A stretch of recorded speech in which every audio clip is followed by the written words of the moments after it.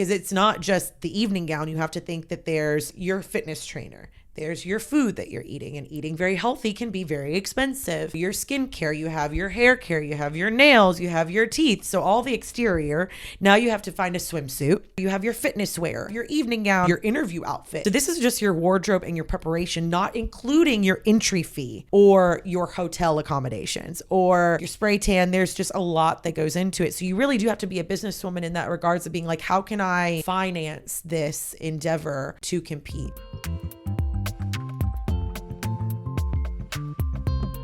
Welcome to the Business of Beauty podcast, where we talk money with people who work in beauty-based industries. Today, I'm joined by longtime friend, actress, pageant girly, Candice Cruz. Welcome to the podcast.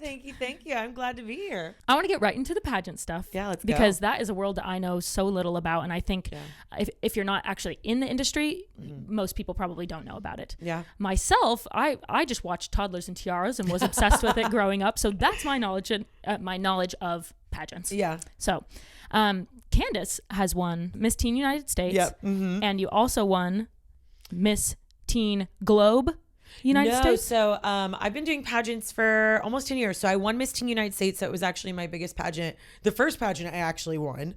And then I was also Miss California Globe United States.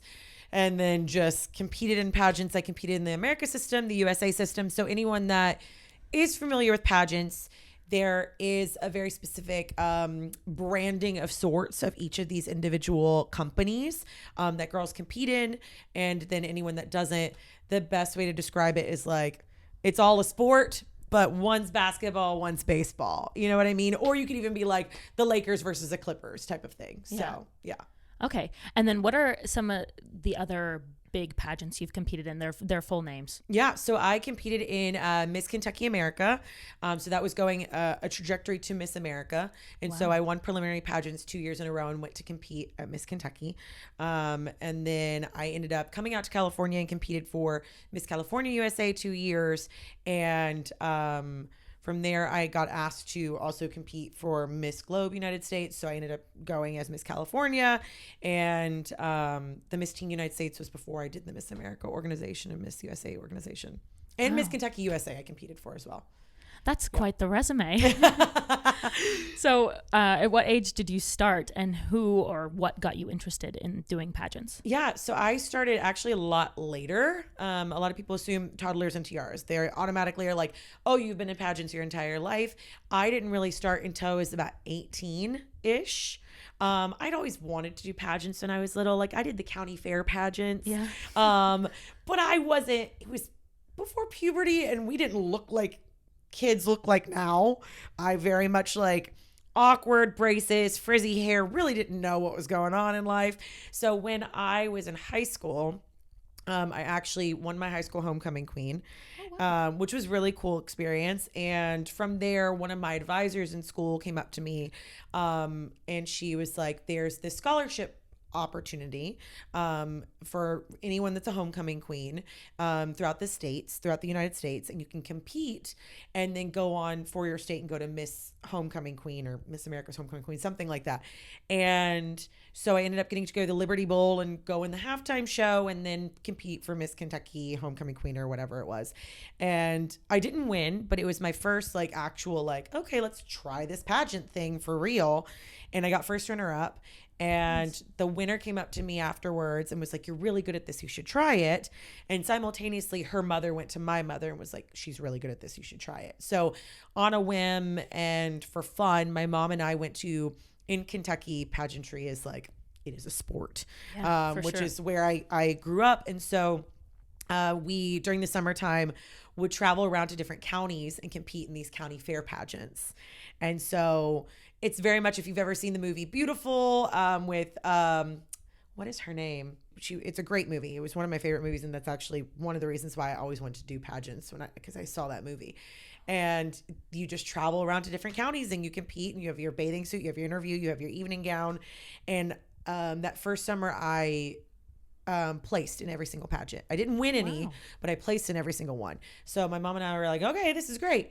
And so I started doing research and ended up finding Miss Kentucky Teen United States online. And so I applied And from there weren't enough girls that were competing that year. And the director was like, I can't, put on this pageant. I went through everyone's applications. You're my top pick out of the application. So I'd like to send you to go compete in Miss Teen United States in Las Vegas. Oh my God. And he just picked you on the spot like that? They just picked me through my application and through everything. I just submit like a headshot and, do everything to actually be able to compete. And so she ended up paying my way to go. And my mom and I and my stepdad went to Las Vegas, had no idea what we were doing. I got my first pageant coach because I was like, if I'm going to do this, I want to do this right. And so I saved my money. I worked for it. I had side jobs while I was in college, and I was a freshman in college when this was happening. And the summer between my freshman year and sophomore year of college was when I went to Las Vegas. And then somehow won this whole thing. And that was the first pageant that I'd ever won. And then from there, it just I was 19 when I won Miss Teen United States. So yeah. So yeah, that is quite a bit later in life to get really, really into it. Yeah. I thought that maybe your parents had pushed you to do it when you were younger or something like that. I pushed my mom to do it. Yeah, this was like, oh, your mom to compete? No, or your mom to let me compete. I was like, Mom, I want to do this. And she's like, oh my God. Okay. And so we did it. I mean, we rhinestoned everything. My evening gown I won Miss Teen United States in was $250. Oh, wow. Yeah. That was one of my questions I wanted to ask you is how much people usually spend on dresses. I mean, we're talking like thousands, right? Oh, like, yeah. Like wedding dress prices type of thing. Insane. I competed in a gown that was $7,000 at one point. Wow. Yeah. So, I mean, there's ranges. How'd you get your hands on a $7,000 dress? How does that work? So a lot of it comes down to, sponsorships.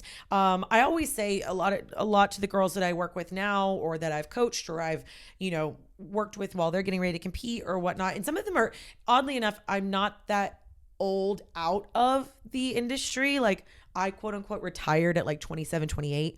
I'm 32 now. So I'm only like 4 years out of the game. So some of these girls that I've known for years are still competing. So it's a very interesting dynamic of like some of these girls that I've competed against are now still competing and I'm out of it. But I always call us, we were the influencers before influencers existed. Like we had Facebook when I was competing for Miss Teen United States. We didn't have Instagram. There was nothing. Cause this is 2009, 2010. Like we had just had Twitter. Instagram was brand new. Like I think my first post was actually post Miss Teen United States. So yeah, It was after. And so we would go around and it was such a big deal in that industry to learn how to become your own business person, like to be able to go around and reach out to businesses and say, I'd love to represent your company. I'm competing in this pageant. Also, you have program books. So you can buy an ad in the program book. And so let's say I'm giving arbitrary numbers, but let's say the program book ad is $250. I would sell it to you for $500 and that $250 would go towards me to go towards the pageant. So a lot of that, and even if companies weren't willing to, definitely sponsor towards things, then they could be like, I'll give you product, or if you would, put it on Facebook or advertise for me. So we were doing this even before influencers were doing their thing. Wow. We would go to car lots, we would have car washes, we would have bake sales, any innovative way to make money to finance this, because it's not just the evening gown. You have to think that there's everything. Like there's your fitness trainer, there's your food that you're eating, and eating very healthy can be very expensive. You have, your skincare, you have your hair care, you have your nails, you have your teeth. So all the exterior. Now you have to find a swimsuit. Some swimsuits you can find for fairly cheap. My first pageant, again, when we did Miss Teen United States, we did it. My first swimsuit was Venus swimwear, and we altered it. So like $30 for the bottom, $30 for the top, easy. But I've seen people spend up to $500 on a swimsuit. Oh my God. To walk on stage and never get in the water, mind you. And then you have if you're a teenager, you have your fitness wear. And this isn't like you got to make sure it looks cute, and you have the colors and all the things matching. And then you have your evening gown. And then one of the most important parts of pageants that a lot of people don't talk about is the interview portion. Mm-hmm. And that's the first time that the judge sees you. So your interview outfit needs to look very professional. And sometimes people will get custom interview outfits. So this is just your wardrobe and your preparation, not including your entry fee to compete in said pageant, or your hotel accommodations, or your everything else, your spray tan, there's just a lot that goes into it. So you really do have to be a businesswoman in that regards of being like, how can I finance this endeavor to compete as well? Yeah. That's what I was going to say when you were describing, doing the car washes and going around store to store, asking people to sponsor you. It's like you're literally running your own business. Yeah. And I'm sure you have met girls who, have been blessed and have grandparents or parents who front it all. Is that correct? Yes. I mean, I think every girl has different scenarios. Some of them, I've met women that are very successful in their career and they finance it all themselves. It's a hobby. It's something that's really fun for them. Sometimes it's parents. Sometimes, you reach out to all your family members, or sometimes one company wants to cover all of it for you. Yeah. I've also had that scenario where, there was a company that was like, we'll pay for all of it for you as long as you advertise for us. So it's kind of a little bit different scenario. Yeah. For every person. Lots of ways to do it. Very cool. So, your first dress was $250. You wore a $7,000 dress. That's the most expensive dress you wore. Yes. And so the swimsuits, you said you've seen ones that are $500. Let's talk about the interview outfits. What do you typically wear for the interview outfits? So it varies, obviously. Right now, you want to be fashion forward. Like you want to be on the precipice, especially with now that we do have social media. You want to make sure that it matches what's trending, but still very professional. I always tell girls like their stage makeup and their stage presentation, and then I'm going to be this distance from the person that I'm doing an interview with. So I'm not going to have face makeup that I'm going to be wearing on stage. I still want to look fresh and very poised. And the best way to describe it is like if you go to a press junket, if you see things in entertainment, like a lot of girls are wearing jumpsuits now or doing pantsuits that are really trendy and cute but tailored. Not too much cleavage, not too short. Like it is very much a job interview. So it is different per girl. You're not going to wear like a club dress to go into an interview by any means. Right. So a little bit more trendy but professional. Yes. And I also tell a lot of my girls as well is that this is a job interview.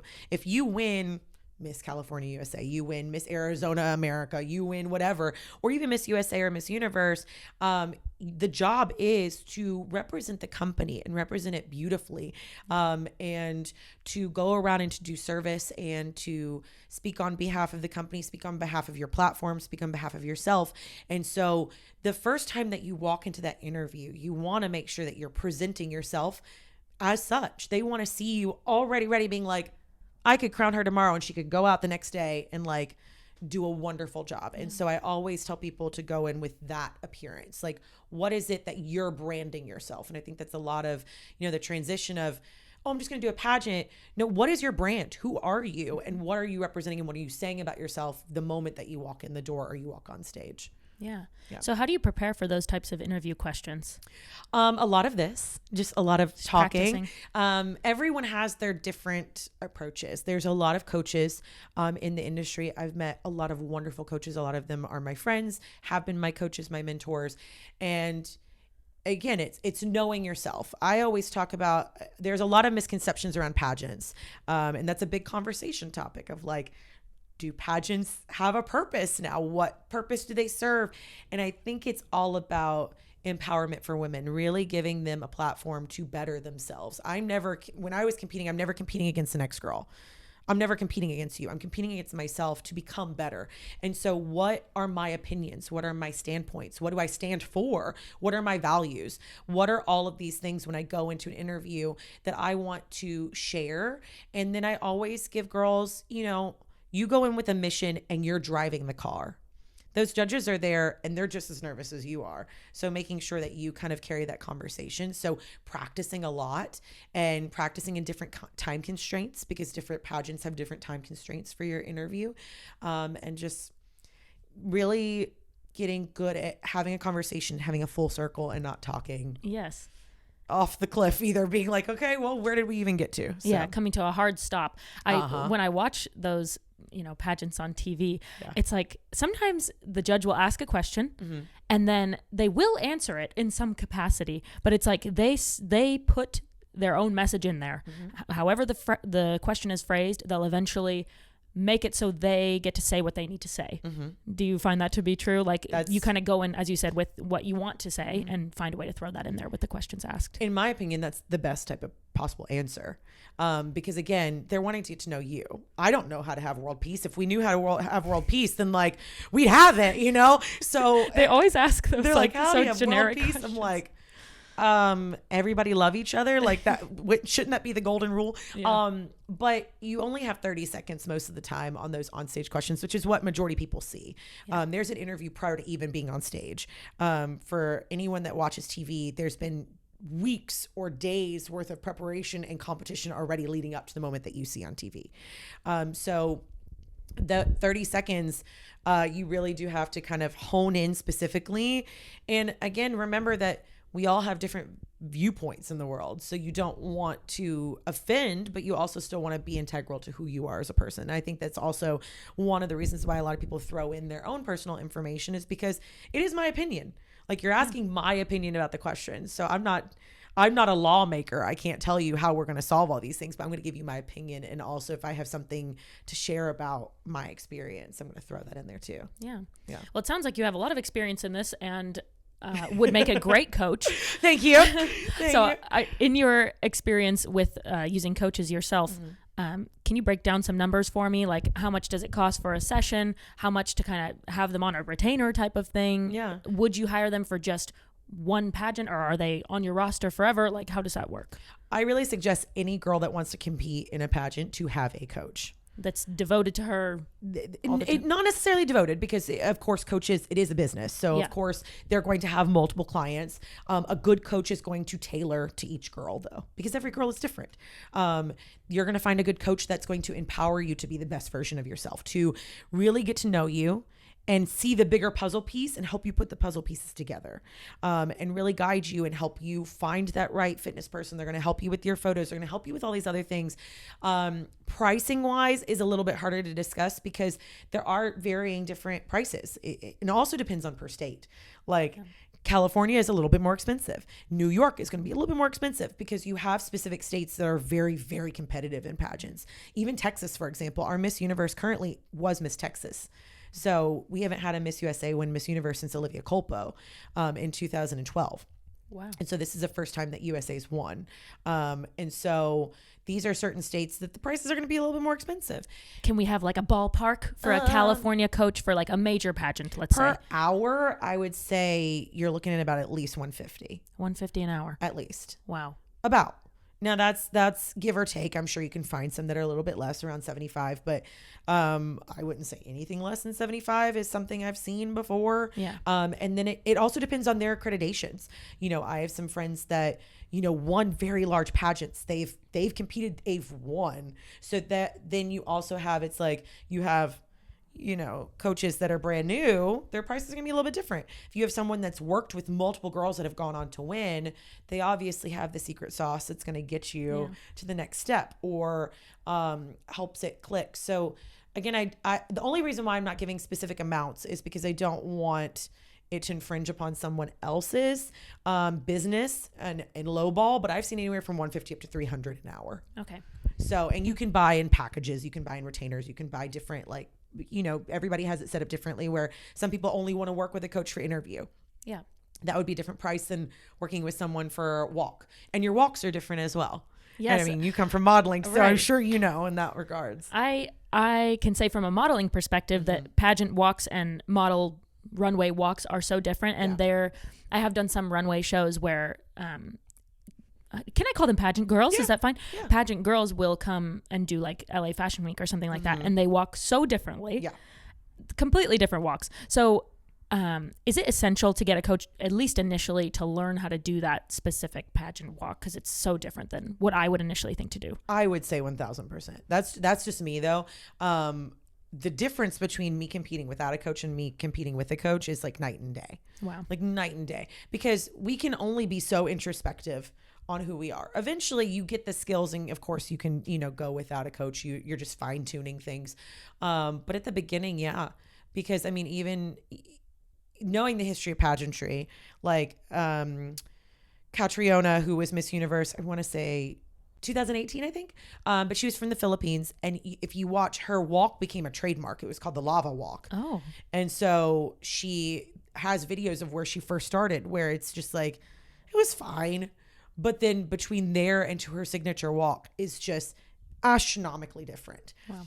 And knowing where to hold your presentation of like your shoulders should be back, your head should be up, like you're guiding from your hips in certain ones, and then swimsuits you're going to guide with a different way, and like then there's a different walk for activewear for teens where it's just a little bit more bouncy, and then your evening gown walk for a teen is very different. And so also the big transition of coming from the teen organization into Miss is that you're cutesy as a teen. Yeah. When you're a Miss, you're leading from a very different place. You are poised, you're elegant, but you're also having that sexy, fun vibe. And I think it circles back even to what I was saying of knowing who you are as a brand, because that's also going to influence your walk. How are you walking? What are your facial reactions while you're walking?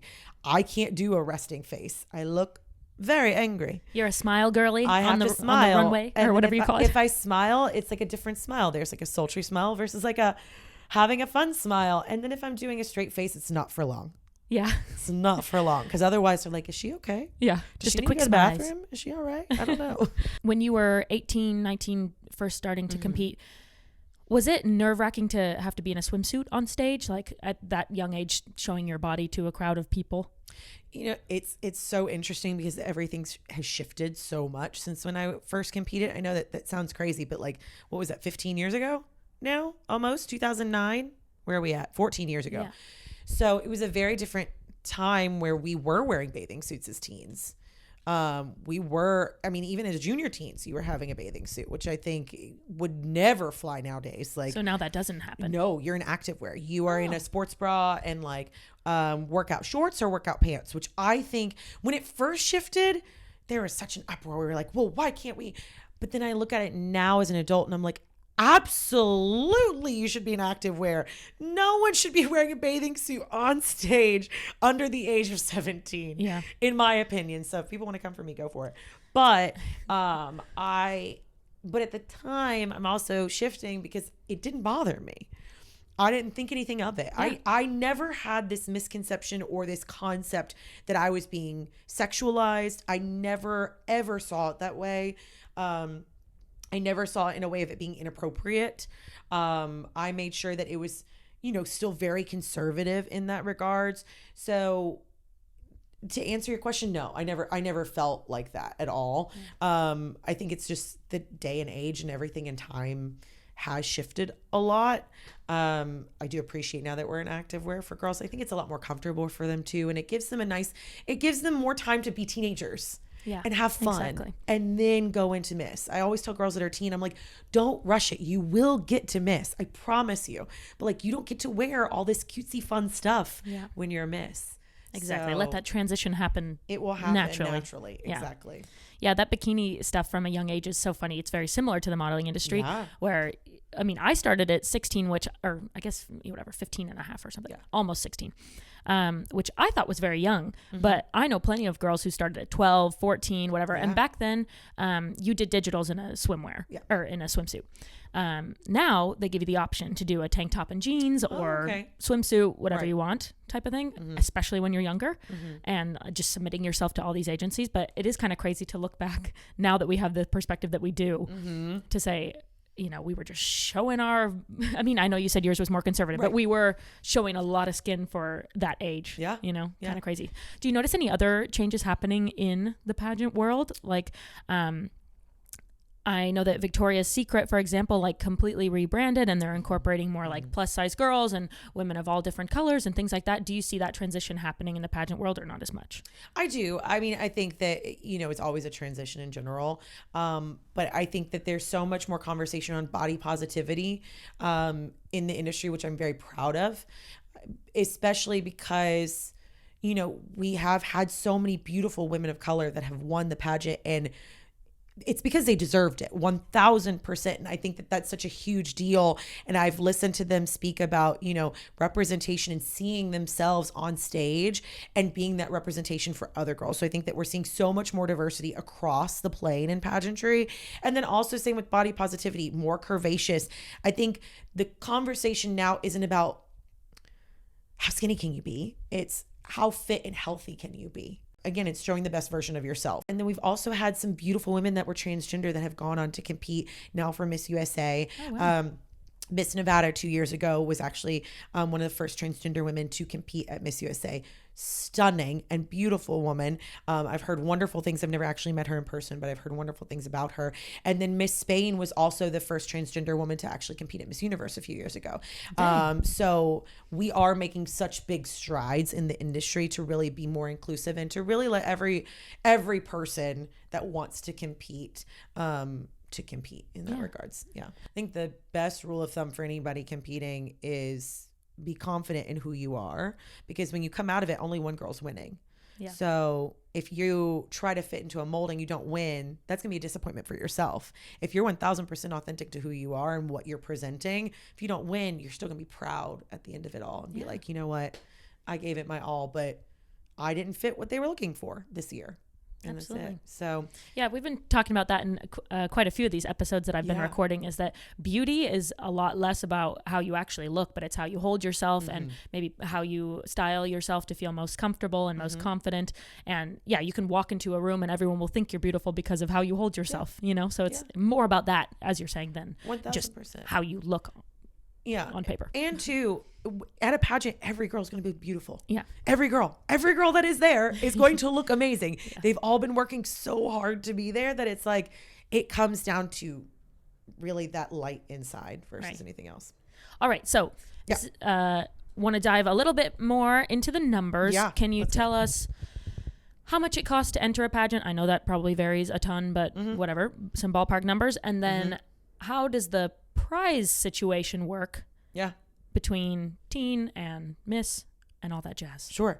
And I will disclaim, I am not part of any of these organizations, so I don't want these numbers to be like, I do not work on behalf of the Miss USA organization or America organization or California USA for any of that matter. So I can only speak on like what I've paid. I will do that. So, because I know that time has shifted and prices have shifted. So when I competed for Miss California USA, I entered at $1,600. So that was my entry level to compete at Miss California USA. Now, when I competed for Miss Kentucky, it was, I want to say $1,200. Okay. And how many girls are there? So California, when I competed, my last year was 2017. There was 120 of us for Miss. They're making some good money on that. Well, or does it go towards the prize fund or what? So that's the bigger point, is that if you win majority of the time, the pageant organization will pay for your way to go to Miss USA. Now that number, I don't know. I don't know how much it costs to go to Miss USA, because every girl that enters to compete from your state has to pay an entry fee to Miss USA. So your state will cover that. So think of it like a jackpot, right? It's like a lottery. So you're all paying to enter into the pageant, right? You're all paying X amount. We'll use the amount that I paid, $1,600. We're all paying into that. Now, there's also the production costs. Like if you want to have a really big production, you have the stage, you have the lighting, you have the MCs, you have, all of that stuff to put on the pageant. You also, my hotel was part of that. So now you've got to pay for a hotel for every single girl. They're sharing rooms, but then you have that. You also have the food that you're getting provided. And then whoever wins, they end up getting to go to Miss USA for free. They also get, a prize package, which varies per organization and per directorship. So, when I competed for Miss Kentucky America, for example, if I would have won that pageant, I would have gotten a Lexus for the year, and I would have been paid by the state a salary. And so I would have been working for the agriculture department, traveling around the state, speaking on their behalf. And then for California America, which I never competed in, I believe that they used to work for Pistachios. I don't know if they're still working for them anymore. But it's a full-time job. Yeah. If you're working for Miss Kentucky America, for example. And do they pay you like a full-time job? They do. I don't know how much they were making back in the day, because the last time I competed for Kentucky America was 2012. But it was a salary, and you're getting your car and your gas covered, and then your entry fee to go to Miss America covered, and Miss America is a whole nother beast. We only talked about swimsuit and evening gown and interview. Right. For Miss America, now you have a talent. Now you also have your on-stage interview plus your actual interview. So your wardrobe just goes up astronomically for America. And so you have all of these extra levels. But with the Miss America, you get scholarship money. So my friend that won Miss Kentucky in 2012, her entire college was covered, like paid for in full. Yeah. Amazing. So you do get like, and then I know that Miss USA, whoever wins does get a salary, a 6-figure salary if you win Miss USA. So there are prize packages and incentives. And so the girl that won Miss USA last year ended up working with Porsche Cayenne. So she got a Porsche Cayenne. She has an apartment on Wilshire Boulevard. If you win Miss USA, and these are all listed on the website and they vary. So disclaimer as well, if you're looking to compete in any of these pageants, really check out what the prize package is, the investment that goes into it. But those are the rough numbers per state that I'm aware of. But again, New York is different. There was a year that Miss California, there were 300 girls that competed for Miss California USA. Wow. After Alyssa Campanella won Miss USA the year 300. 300. I mean, at that point, I was like, I don't even know how you do this. Like, there's no way. That's a 5. Most pageants are 3 hours. That would have been a 5 to 6 hour pageant. Oh, yeah. Insane. That's too long. I can't. No. So, yeah, I was going to ask about the scholarship money. You do have to use that prize money for a college scholarship. You're not allowed to pocket the money and go spend it wherever you want. No. So it has to go through that. I'm sure that with things shifting nowadays where a lot of women are deciding to go alternative routes and want to go entrepreneurship rather than college, I feel like you could probably, I don't know if you could negotiate or what that would go towards, but it is grant money. And then each state is a little bit different because certain scholarships would go towards certain universities. So it kind of puts you a little bit in you have to go to certain places or they'll reimburse for certain universities as well. Okay. Yeah. So when you won Miss Kentucky United States, that's what it's called, right? So it was Miss Kentucky Teen United States. Yeah. Miss Kentucky Teen United States. Sometimes long titles. Sometimes those are a mouthful. I'm like, is that my title? I don't know what that was. What was your prize? So mine actually was a little bit different. My prize was just to go to Vegas to cover that. So I didn't really, some of the prize packages were, what did I get for Kentucky Teen United States? It wasn't a money prize package. I'll say that. I did not get money in that regards. It covered my hotel, my travel, and the entry fee. Okay. And that was it. There are sponsors. So a lot of times the prize package includes working with a specific hair and makeup artist, getting your hair taken care of for the year, getting your teeth taken care of for the year, getting a car, getting jewelry. There's different prize packages outside of that do equate to a monetary value, versus like a straight out, like, here's your money, here's your check. It's not necessarily how it works as much anymore unless you do win a really large pageant where it is an employee-based situation where you are working, I've heard rumors if you're a Miss America, you're working 350 days a year, 340 days a year. Oh my God. Like you're working a lot on behalf of the organization. You are obviously taken care of. You have chaperones that are with you. You have managers that are with you. It's not like these girls are just flying by the seat of their pants. It is very similar to what the modeling industry would be to my knowledge. I never was in that industry, but, or entertainment for that matter, where you have a manager, you have an agent, you have all these things that are with you moving around, in that regards. So, sorry for all the pageant questions. We will be moving into other stuff. Yeah, I swear. But I hope I'm giving you good answers. Oh, it's amazing. Like I said, I'm loving this because it's just an industry that I personally know just about nothing about. Right. So I'm finding it so interesting, and I think everyone else will too. What do those 350 days of employment post, winning that major pageant? What do those look like? Again, it's different per organization. So Miss America is known specifically more. There's 4 points of the crown, which I actually want to pull them up because I can't remember them anymore. But there are specific points of the crown that they use as their mantra of sorts. So the 4 points of the crown. So if you look at the Miss America crown, and also for anyone that's different for pageantry as well, is that each crown is a symbol of the pageant organization. So they're very synonymous with the brand. So Miss USA, if you're a state title holder, you've probably seen where there's straight lines up and down, there's stars across, and it kind of looks like a halo, and it's very large. For Miss America, they're the ones that sit right on top of their head. Okay. So versus one goes in the front, one right here. Also, they give you horrible headaches. So I can imagine. Aren't they so heavy? They leave a dent in your head. Oh, like I would permanently have a dent when I was wearing my tiara in my head because it was like, I mean, you're wearing something on your head. It's for a really long time. So there's the 4 points of the crown for Miss America are service, style, scholarship, and success, is what the 4 points represent. And they've shifted a little bit, but that's for the job itself.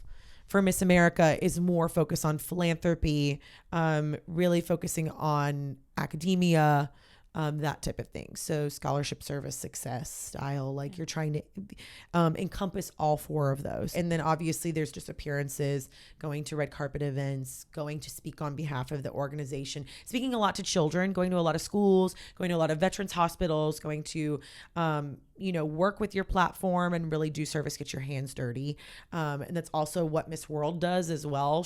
That's a different organization. Priyanka Chopra won that one. So a lot of famous women have competed in pageants and gone on to have very successful careers. Yeah, Priyanka Chopra was Miss World 2000. Oh, wow. Olivia Culpo was Miss Universe in 2012. Barbara Walters was in pageantry.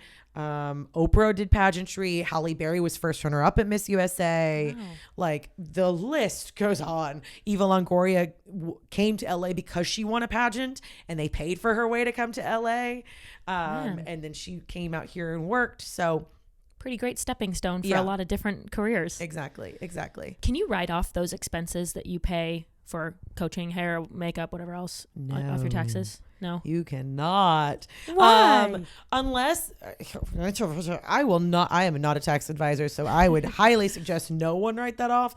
The only thing that you can write off is any type of donation of sorts. So, like if you're doing some type of donation, it depends obviously on monetary value. Talk to a tax person because there's a certain amount that you have to hit a threshold for it to even go towards your taxes. But no, unless you are an LLC and this is your sole proprietary business of being a pageant woman, and I wouldn't even suggest that. No, you cannot write them off. It is considered a hobby of sorts. Now, if you win and you have a salary, then that's different. It's like if you're an actor and you're writing things off for your taxes, which that even changed in the last few years, of like what's actually write-offable and what's not. Because it used to be where you could write off everything. You could do your hair, your nails, all that stuff because that is your business. But I don't think you can actually do that anymore. I don't know. Oh, okay. Because in the modeling world, you can pretty much write it all off. Yeah, no, pageantry you cannot unless gotcha. That's considered your business and you're getting an income, a monetary income from it. So you're not typically getting an income from pageants, so you couldn't write any of that off. I see. Okay. So with all your experience in the pageant world, that must have helped you transition to your hosting and your acting and all that. Do you think that was a pretty natural transition for you? Yes and no. I think yes in the regards of interview 1000%. Like I could talk about nothing for an hour if you wanted me to, just because of my training, as you probably gathered from this podcast.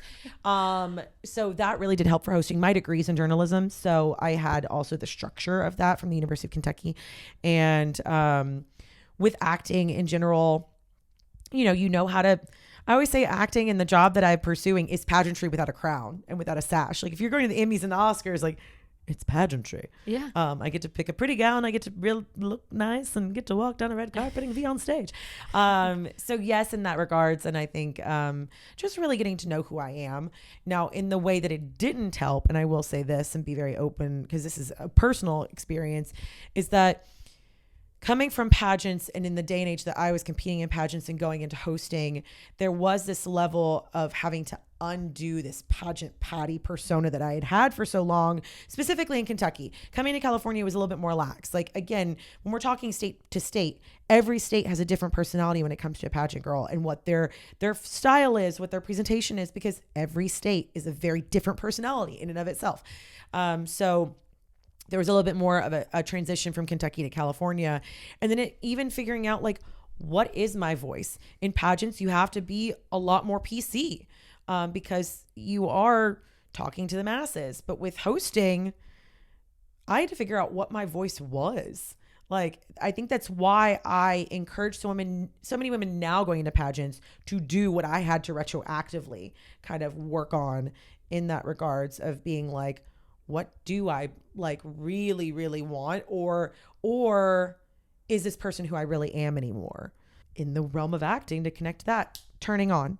who are you in this moment? Yeah. When you are pageant or a host or a reporter or an actor. Yeah, throw acting in there too, because in acting you're playing not yourself. No. So And your majority of the personality time, doesn't matter. It's bizarre. Right? Majority of the roles that I go out for are not who I am at all. What kind of roles do you typically get sent out for? Can I curse on this? Yeah. A bitch. You can say anything on this podcast. I always get the bitch. I get the one that like, can she have tattoos? Does she have piercings? I've gotten, con artists. I've gotten someone that was like torturing my uncle in an audition. I've had a lot of detectives, a lot of like law stuff, the stereotypical, those types of roles. But the movie that I was in, Always Lola, I ended up actually playing the best friend. But originally we wanted me to have tattoos. I mean, constraints of time, we couldn't do it with the costuming and stuff, just because we were having a quick turnaround. And with tattoos, you have to take them all off every day and then put them back on. And it was just too much for the character. So we kind of added a little bit more of a fierceness to her in different ways. But she was not the friendliest. She's definitely the bitch. She smokes, troubled teen type of vibe, that has a lot of angst and emotion underneath. And I get the crier a lot because I can cry on cue, which is fun. Okay. Well, that's a good skill to have. Yeah. So do you like being yourself, as in you're Candice, you're interviewing people, you're your own person, or do you prefer to do like character work? It's really hard because it's like choosing between your children. Like, no, that's a really weird analogy. Sorry. It's like choosing between your two favorite shirts. We'll do that instead.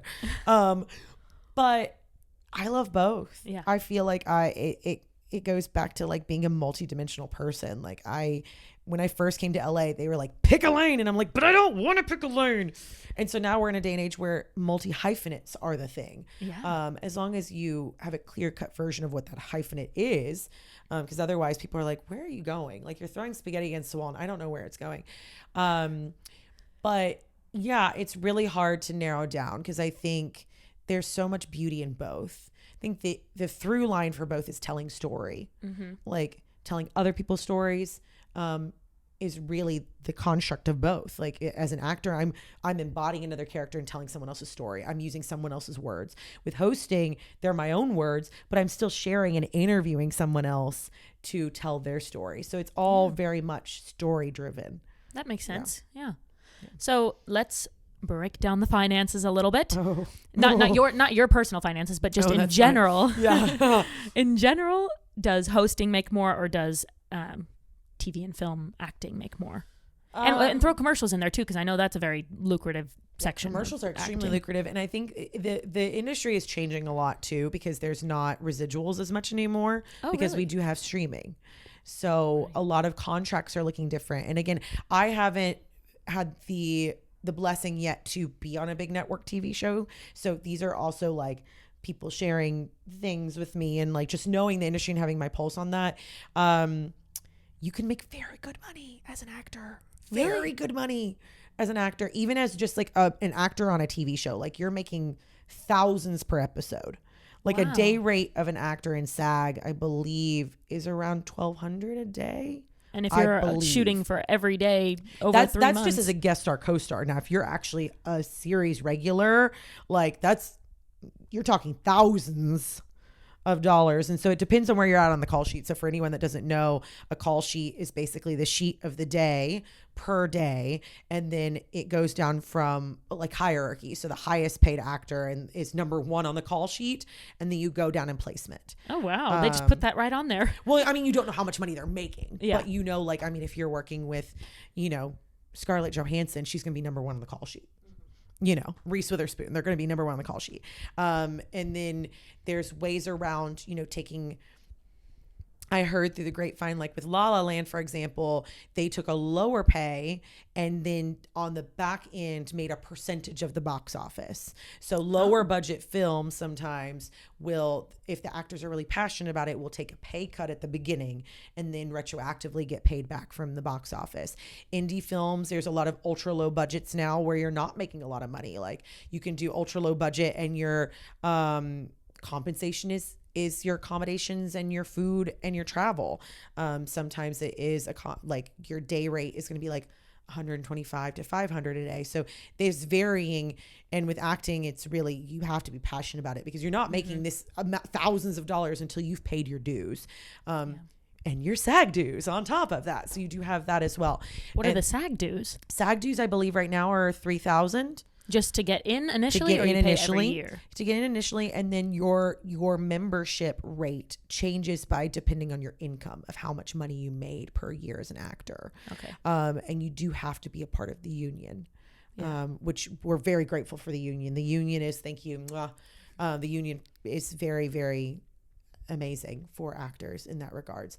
And then as for hosting, you know, it does vary per company that you work with. I've made anywhere from like no money on the carpet and just doing it for exposure up to getting paid a day rate of $750 up to getting, you know, a lump sum of a couple grand.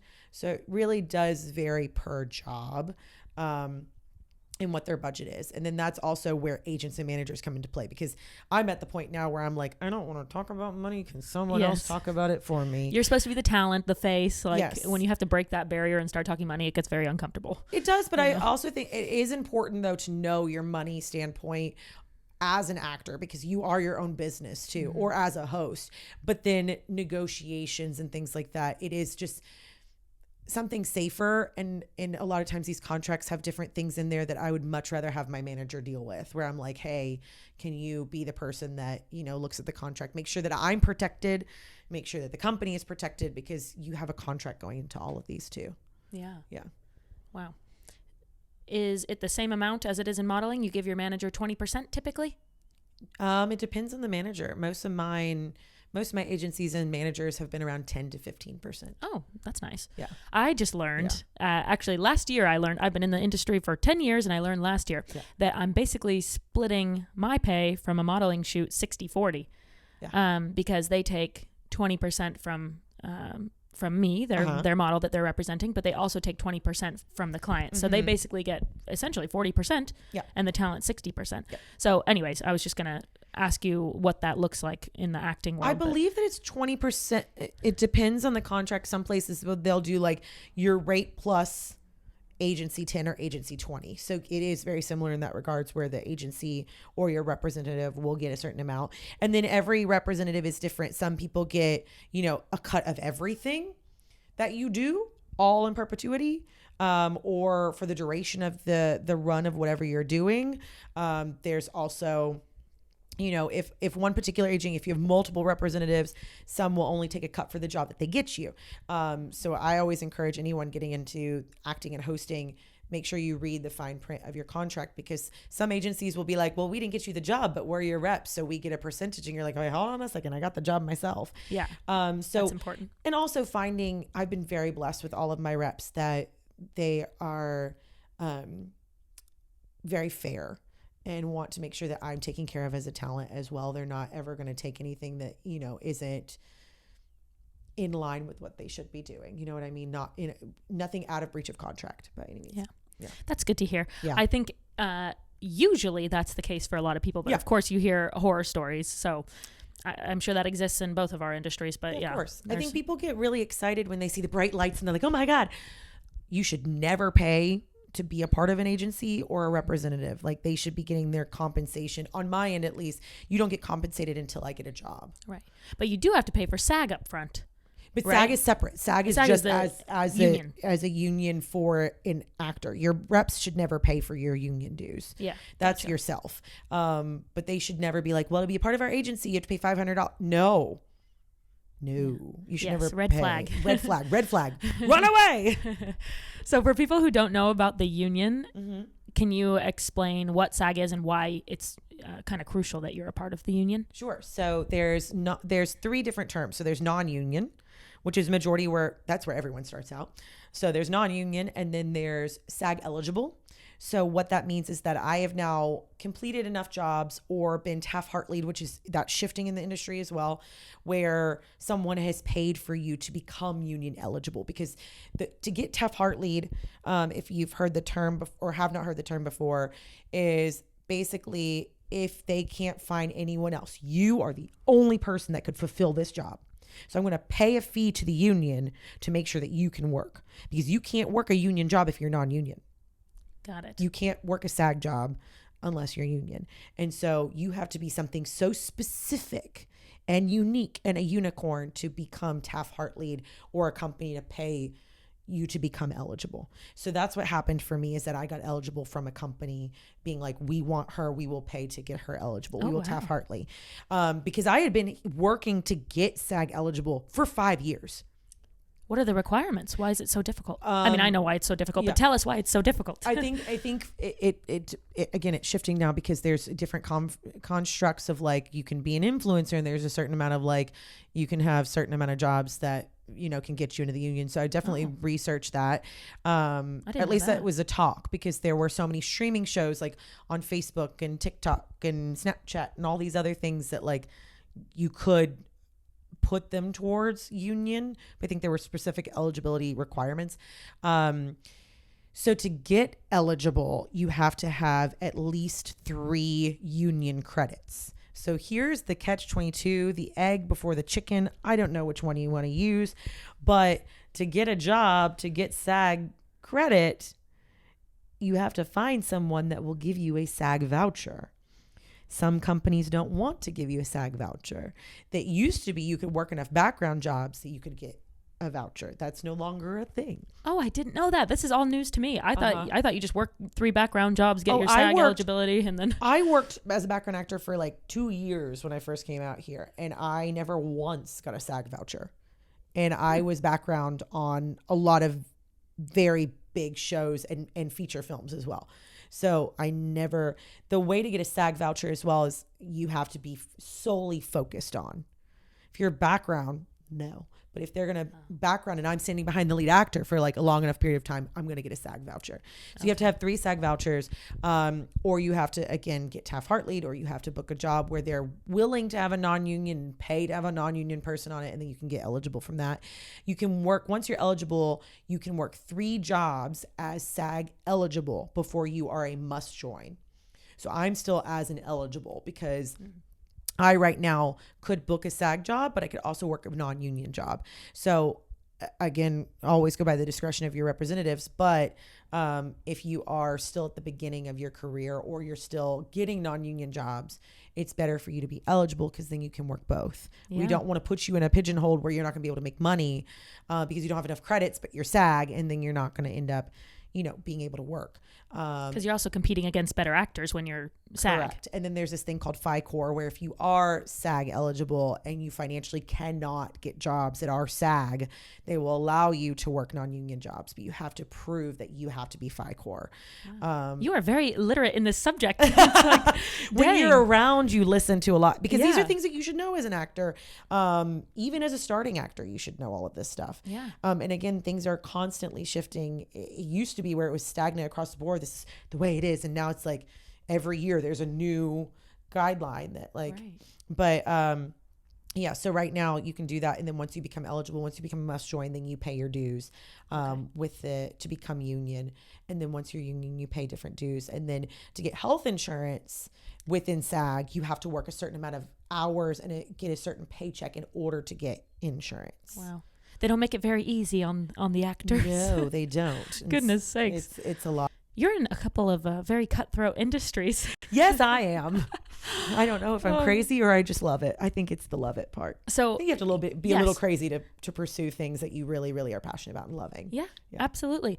And yeah, that's why I, to be honest, stopped the acting, is because I feel like if you want to be successful at that, you have to devote yourself. You have to love it more than anybody else. You have to, study for hours each script that you audition for, and you're going on tons of auditions. Well, that's the job. Yeah. That's the job, is the audition is the job. Is it frustrating to put in that much work into each audition when I don't even know what the booking rate is? 1 in every 100? It's like a 20% booking, maybe less than that. Yeah. I mean, it is, you have to do hundreds to end up booking 1 if you really think about it. And a lot of very well-known actors have shared this. If you ever watch like SAG, well, they'll interview actors, and a lot of famous actors have talked about, the amount of ratio of auditions that they've gone on in order to get it. But I think the moment that I became okay with it was when I shifted my mindset, and it's still a constant daily mindset shift of like, I get to act today. I get to do a voiceover audition today. I get to do that.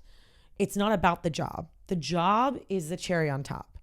The job itself for me is the audition, to constantly be working and doing what I want to in my craft. But that also means that you have to have side gigs or you have to have other forms of income until you get to that point. And I also think in general, that's important to really know what else you're passionate about, because on acting jobs and hosting jobs, there's a lot of downtime. There's a lot of hurry up and wait. So like, what are you doing to fill that time? Yeah. What are you passionate about in other ways to bring in that, you know, that extra income? But, that's a great way to look at it. Just thinking how blessed you are to get to do what you love in Los Angeles. You know, people would kill to be able to do what you're doing. Yeah. But it can be a very frustrating process getting denied. How do you deal with, I'm sorry, I know you book a lot of stuff. So do I, but it is a world of constant rejection. How do you deal with that? Ugh. I mean, I've been trying to pursue this for years. And even with pageantry, there's a lot of rejection. I mean, only one girl wins. Only one girl wins. Yeah. Maybe I should talk to my therapist about that. About why do I pick things that like constant rejection? No, I think it does bring you to a level of just being very appreciative of who you are as a person and realize that it's not personal. I have this great story, and my castmate, I'm sure she won't mind me sharing this, but she's extremely talented, like insanely talented actress. My God. But she originally auditioned for my role. Oh. And I didn't know this until we were done shooting. We were all sitting around. We'd had a night shoot the night before. So we're like getting breakfast at like 2 p.m. And I loved my cast in this movie. Like the Always Lola cast, I'm obsessed with. Like we still are in touch, and we shot in August of 2021. Like I love them dearly, and they are like my family. But we were all sitting around the table, and Corinne was like, I originally auditioned for Camilla. And I was like, what? And she was like, yeah. And we were like, can we watch the audition tape? She nailed every point. Her audition was phenomenal. She went to callbacks, but she wasn't Camilla. That was me. She was so much her character, Catherine. Like even when she was auditioning for Camilla, she was Catherine. So the moment that you can switch your mindset of realizing it's really not personal. Mm-hmm. It's really not personal. There is an essence that every person gives. Like we could have the same script and I'm going to read it very differently than you read it, just in general. And it also comes into like, well, we've already got too many blondes, so we got to have a brunette. Like there's other things that go into it too. So the moment that I let go of that, I could have more fun. You know, Courtney Cox Arquette auditioned for Rachel originally. Oh, did she? Yeah. Wow. And then got Monica. Huh. Like she's not Rachel. She is Monica. Yeah. But you have to like go through those things and just give it your all no matter what. And you never really know where it's going to take you. So with your pageant experience, your hosting experience, your acting experience, can you tell us what's on the horizon for Candice coming up?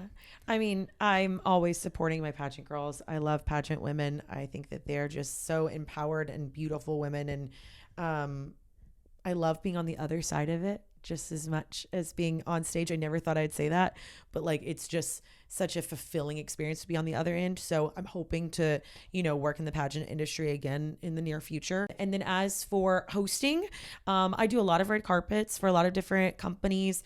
I do it for New Music Buzz. I do a lot of Disney carpets, which I'm very blessed to do, cool. Which is wonderful.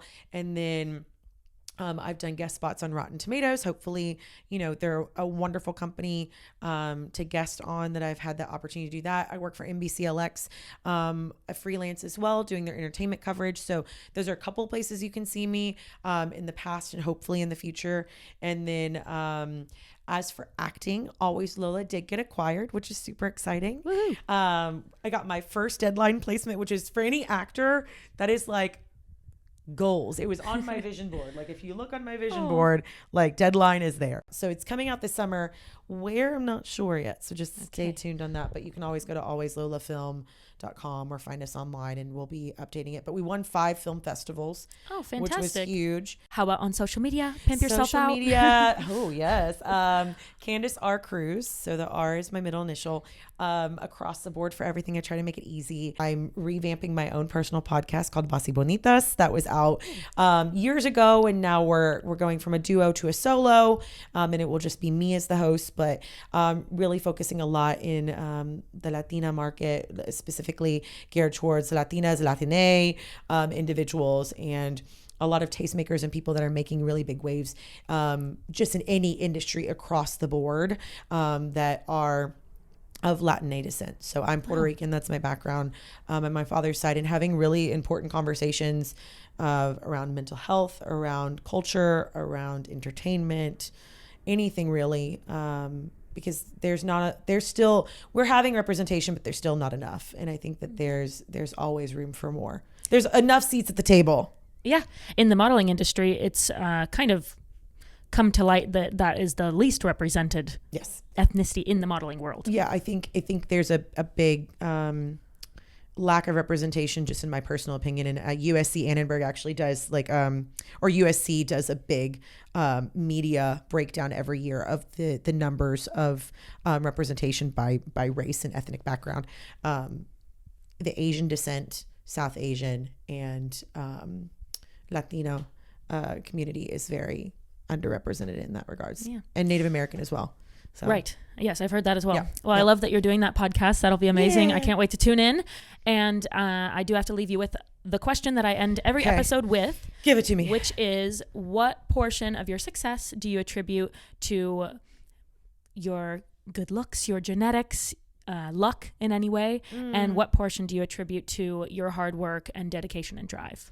Ooh, that's a really good question. That's like a pageant question. That's a great pageant question. I've also gotten asked what my favorite color is. Are you serious? Yes. And it was a wonderful answer, and I will always attribute my win to that answer. Oh, that's lovely. But to answer your question, your very, very well thought out question, how much of it is my looks, my genes? I would say that looks do play a part. I think I would be lying in that regards, because I've been the ugly duckling, the one with the frizzy hair and the buck teeth and the braces and the unibrow and the whole shebang. And so a lot of my upbringing was more focused around intellect. I was on the academic team. I was like doing all the heady, and I loved it. But then I discovered a straightener, and I got braces, and, figured coming of age, and just, kids don't look like we did back in the day.